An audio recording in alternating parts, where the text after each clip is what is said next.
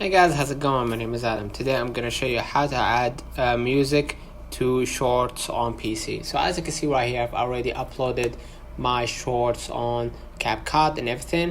And if I wanted to add music to it or add another layer of music to it, what I'm gonna do, I'm gonna just see right here in my tools. I'm gonna scroll a little bit down. You're gonna be able right here to see transcript, transition, filter, and all that. Just go ahead and click audio right here if you scroll up, and then you're gonna see music, and basically go ahead to any type of music that you actually want to add to the background. Let's say for example I want to add pop, and as you can see right here, if I played this one, I'm gonna be able to listen to it and then just basically add it to your timeline. Basically you're gonna be able to hear the music if you played the video. So I don't want to play the video because maybe there's a copyright on that music, but as you can see, you will understand how it done. Alright, so after you finish, hit export at the top right, and then after you log in with your account, of course, you're gonna be able to export it to your PC. Let me know in the comments if this video helped you. Don't forget to like and subscribe, turn on the notification bell to receive every video we upload.